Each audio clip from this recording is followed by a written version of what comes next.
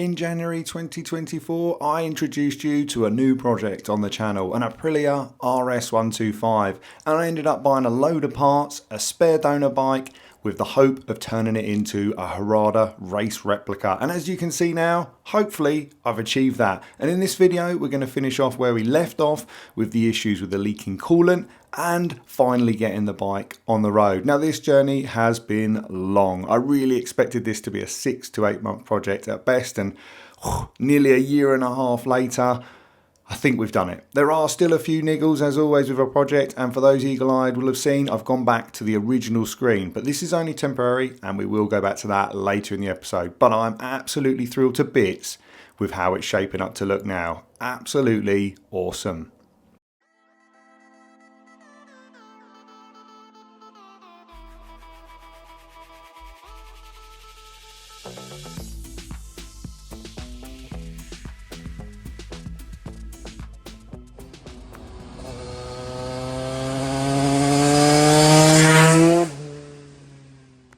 For those of you that haven't watched the previous episode, I strongly suggest checking out the Aprilia RS125 playlist. But in that last episode, we got the bike started, which was fantastic. It was sounding great, but unfortunately it wasn't all plain sailing. I started to get a small amount of coolant leaking from the bike when it was up to temperature.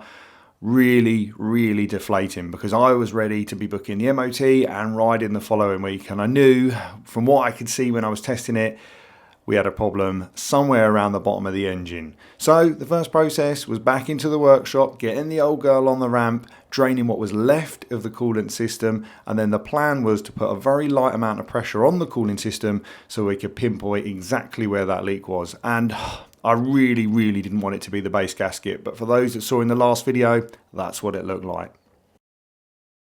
I decided to use a cylinder leak down tester. This is not its actual official job, but it helped me regulate a nice low PSI.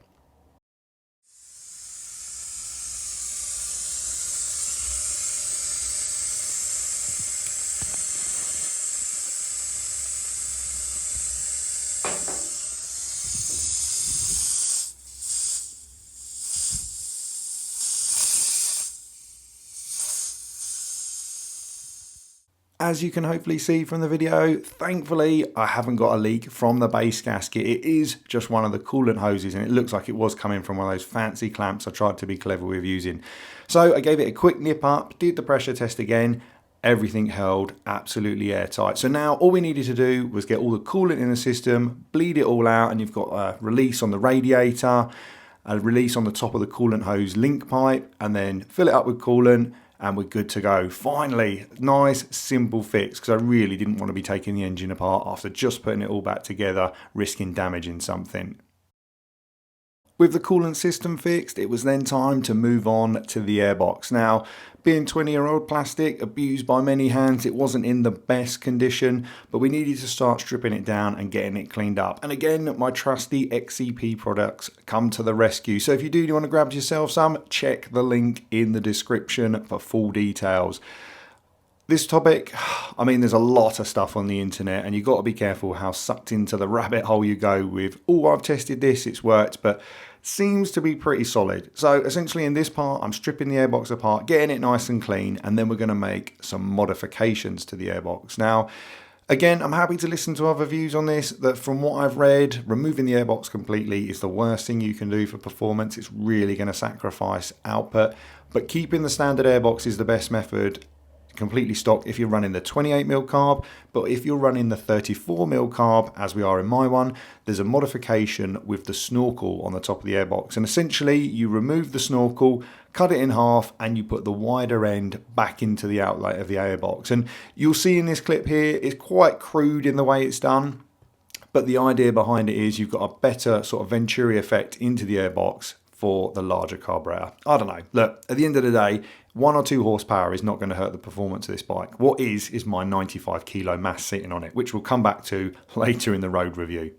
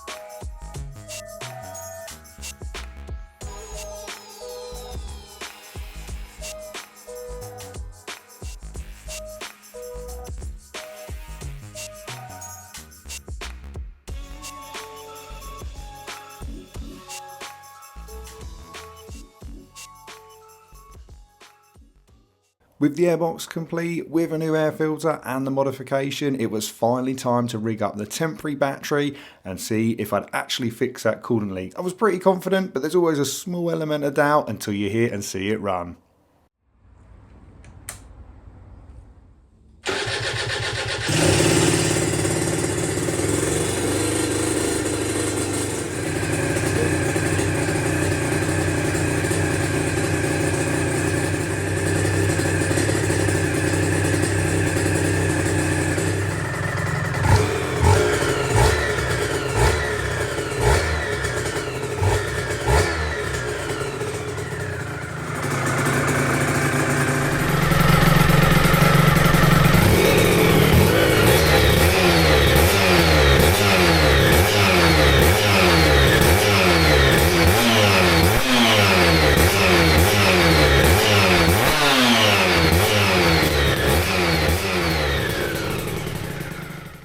As you can hopefully hear, sounding and running absolutely sweet. So we now needed to move on to building the rest of the bike up. The under tray was one of the things I've been putting off for a while because it wasn't needed previously, but now as we were going to get it on the road, I needed to get that installed so that we could have a proper solution for mounting the CDI, essentially the ECU for the bike.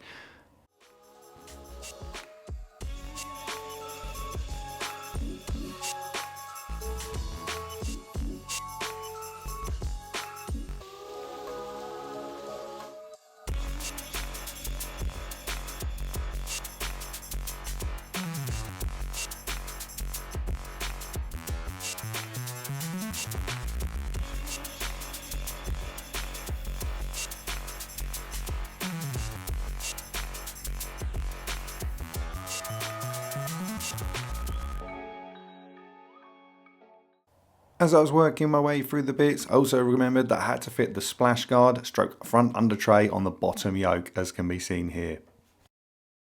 With the yoke protector fitted, it was then time to fabricate a number plate mount. Now the reason I'm doing this is because I'm using a daytime MOT, I'm not going to use the original tail underside of the bike that holds the number plate and rear light. So as you can see here, I venture off into the driveway with a bit of scrap metal and, well, I guess sort of fabricate something together as can be seen here. And with that all done, it's then painted black, so I have a solution to mount the number plate.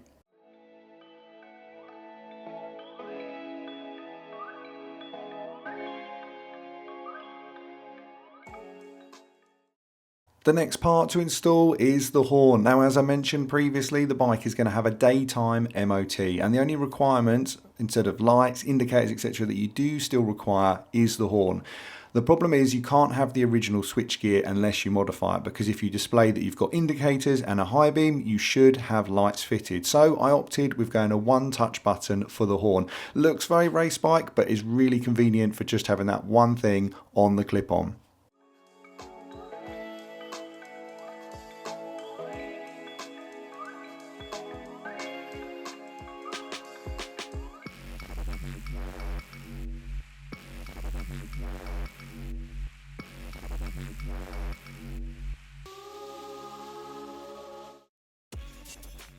With the horn button fitted, we could then install the air tube, and with the air tube clipped into the frame, I would then move on to installing the rear brake system. Now in the previous episode, I'd refurbished all this, so thankfully it was just a case of bolting everything up, getting it all bled, and fitting the master cylinder to the rear set.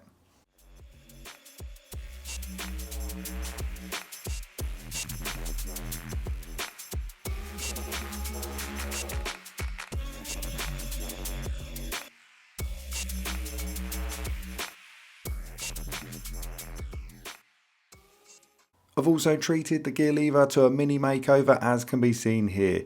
And finally, a new battery arrived. Now I didn't go with anything fancy, as you'll see later down the series, the actual plan for this bike isn't to do a lot of riding, which I'm sure is going to disappoint a few viewers. But don't worry, we are going to take it on some road tests before we lay it up. But essentially, in order to make it legal, the final step is to install the new number plate to that custom built tail bracket.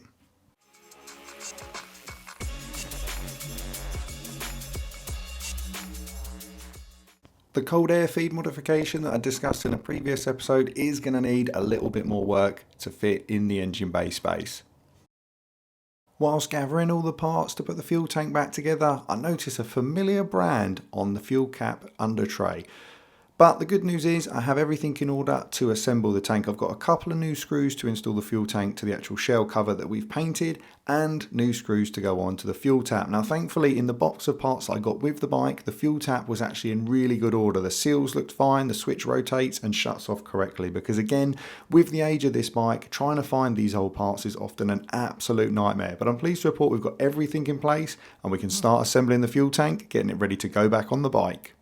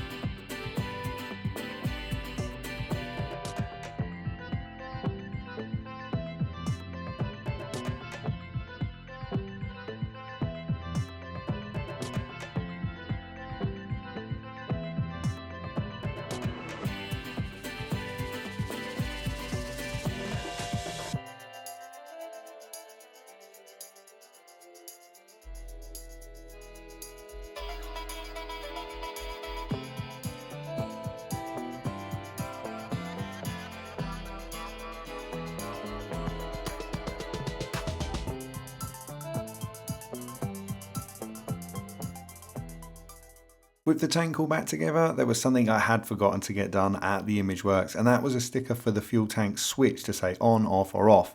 But luckily I did have a little bit of leftover orange vinyl, and for those of you that remember the Jaffa Cake advert, half moon, full moon, total eclipse, we have an indication of what setting the fuel tank is on.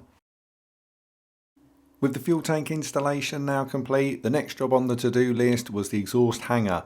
Now, as I only had stock for the rear original, which had the foot peg in it, and I didn't really have time to get one ordered from overseas to arrive for the test ride, I decided to modify the original. So essentially stripping it all down, cleaning it up, I then take the angle grinder to the foot peg, remove that and the bracket that holds the foot peg, and then using the grinder again with a sanding wheel, smooth it all up, put a bit of primer on it, paint it up, and I've got to say, for a quick fix at home, it actually came out really well.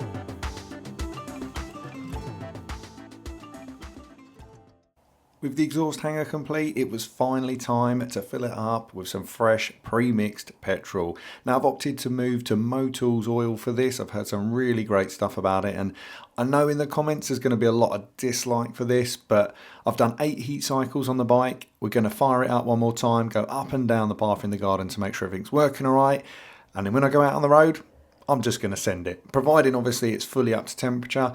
The problem is I'm not going to be able to do 600 miles on this bike to bed it in, and I'm sure you're all itching to see it run flat out. So if it blows up, good news, we do a series on rebuilding it. And the second good news is if it doesn't blow up, I get to make some great content on it going flat out. So yeah, I'm ready for some abuse in the comments on this one, but it's a simple engine to rebuild, and I thought I was going to have to rebuild it after that coolant leak anyway. But yeah, let's see how we get on with that first test.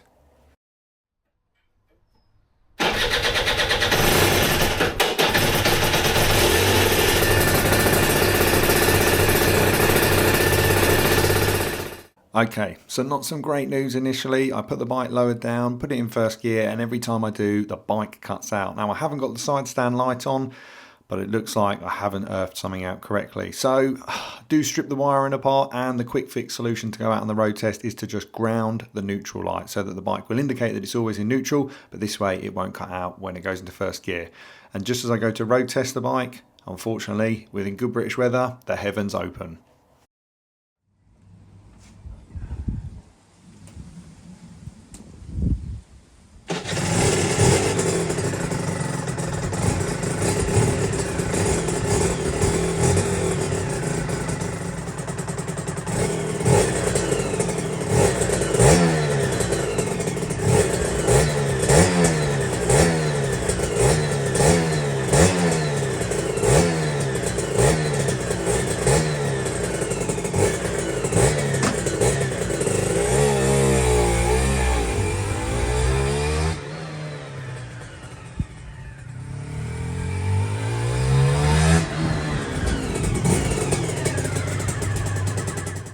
As can be seen, the bike runs happily down the garden footpath. Happily enough for me to take it out on the road. So we needed to book an MOT for later in the week. But problem as you'll see in this video clips coming up, the garden road test didn't show some initial underlying problems. But it's all part of the project fun. But the MOT was booked and we were scheduled to go later that week.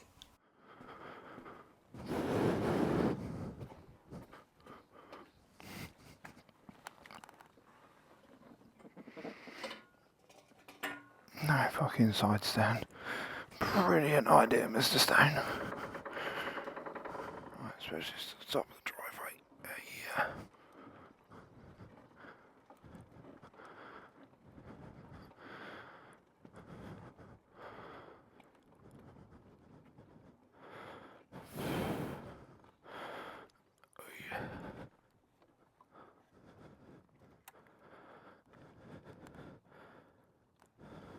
Have a joke under here somewhere.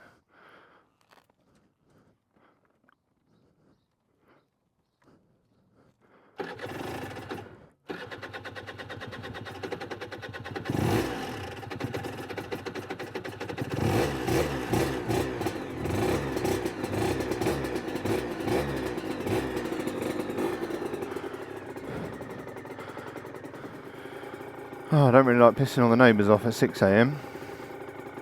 But also don't want a cold seizure.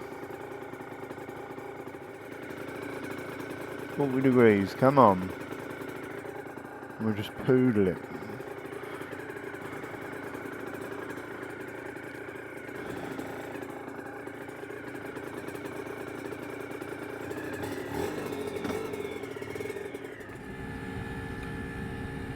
Okay, so it's early morning, I'm pretty tired. I've got no mirrors, which is weird, so I can't see anything behind me. I think I've got a problem with the forks in the yoke, because the bars definitely don't feel 100% straight, unfortunately. Minor details, everything else appears okay. Just poodling along, don't want any cold seizures. Yeah, let's get through town and hopefully we make it to MOT.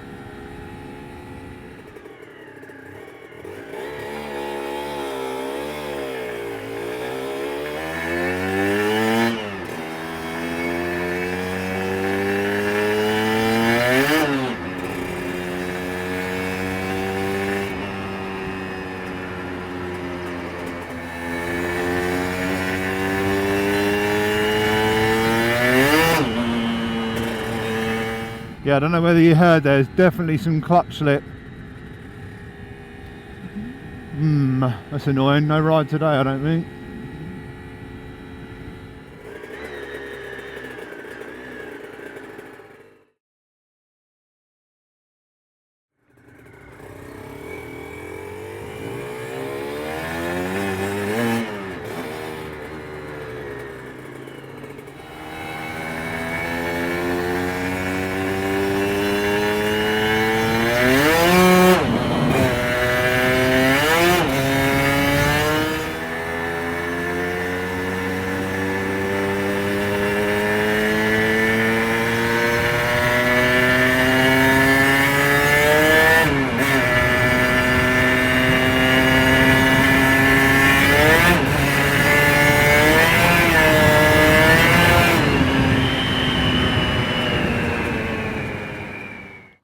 Well,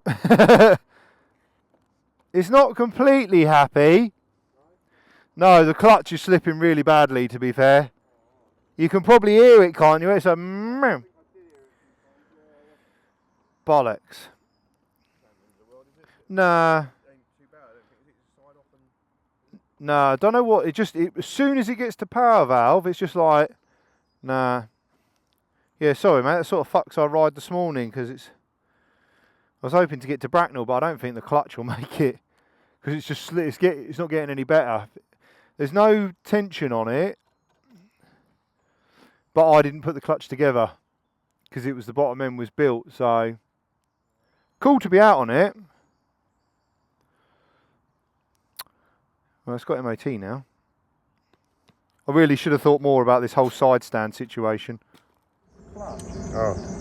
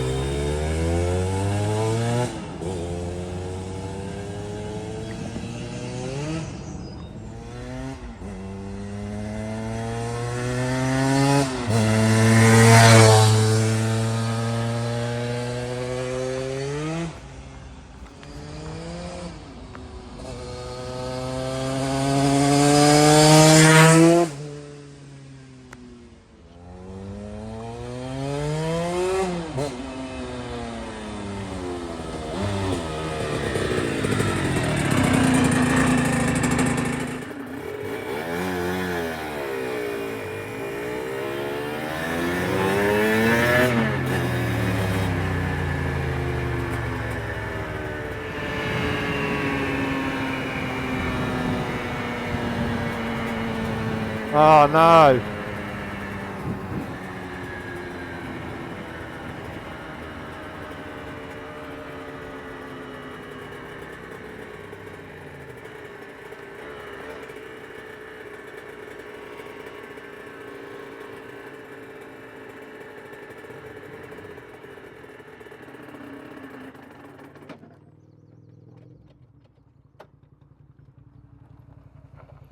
Spenny!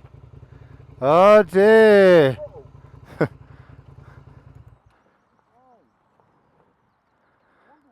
Yeah, I was freewheeling across the roundabout.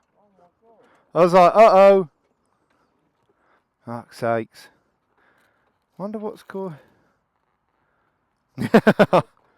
Now I'm in trouble. No, you got anything in the SV? Fuck, I didn't even think about it. I was like, I'll be alright. Oh, bollocks. Yeah, I thought I've got to get off the road. I got it, and it started actually hooking up. It was like, meep, meep. I was like, oh. Well, as you might have seen there from the clip, short-lived adventure today, unfortunately, guys and girls. The looks like the throttle cable snapped. I don't know whether it's it's come disconnected at the splitter end, or at the carb, because you can feel the cable in the grip. But I mean, thankfully Spenny's with me, so he's going to get the race support van. But what a nightmare. So a big thanks to Spence for going back to get the race support van that's trusted as well, especially with trips on Wales. So what was I going to do while sat waiting for Spencer to come back and pick me up? And of course, upload an Instagram video. And I'm glad I did, because although the throttle issue was actually really simple, it just come detached in the slide, the clutch, Paul from PJME had seen the video and said, mate, I'm almost certain it's actually to do with the free play. And I said, well, I've got no tension on the clutch lever. It's going to be fine. He went, no, not on the actual clutch perch. It'll actually be down on the clutch side. So pop the caps out, take a bit of load off of it, and I'm almost certain from what you've described, this is going to fix it.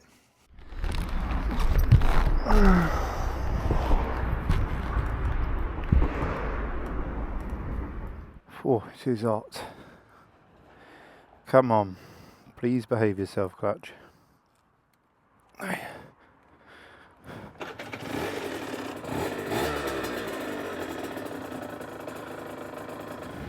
What a lovely day to be out, and unlike, as I say, it's one of those things for me, for those who watch the channel, I very rarely ride without full levers. I feel very vulnerable. Like I say, it's a stupid game to play, but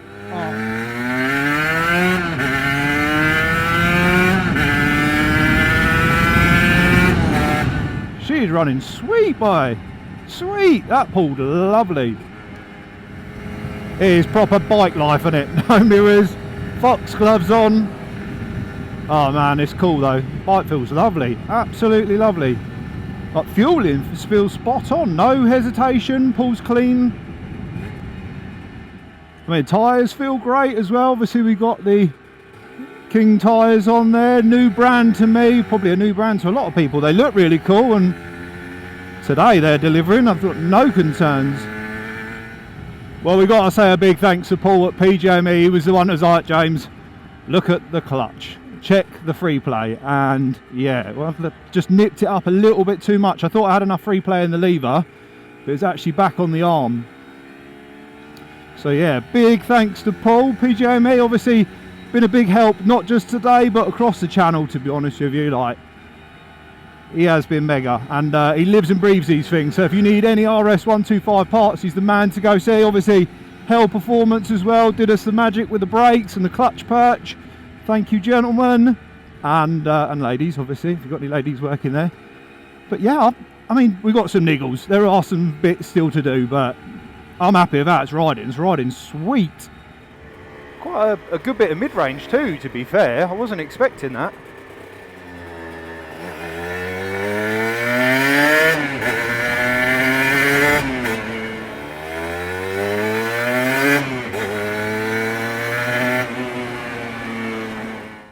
So that's a wrap on this episode of Project RS125. I hope you've enjoyed it, and obviously it's been great getting it out on the road. I think just to recap, the good news is I've managed to sort the forks out. I'd obviously maybe had the bike jacked or on the paddock stand at a weird angle, loosened everything up, and that appears to have fixed that. So I think I've just pinched them incorrectly in the yokes when I was reassembling the bike. As a few of you may have seen, being 95 kilos, a little poor RS125, even with the drop to the 16 tooth, I think I'm a bit too heavy for it, especially when you factor in all the levers. It's got to be over 100 kilos of rider. So I have purchased a 15 tooth front sprocket. Now, to be honest with you, am I fussed about trying to do top speed runs on this? Not at all. It's a nostalgia, good bit of acceleration. I'm not doing dual carriageway fast enough. If I want to do that, I've got a proper bike for that. And I don't mean that as an offence to the RS, but I mean a proper bike that can carry my lard arse along. So yeah, we'll next episode get this on and we'll actually do a proper ride of the bike out on the road. And as always, if you enjoyed the video, make sure you like, subscribe. Until the next one. Thanks, guys.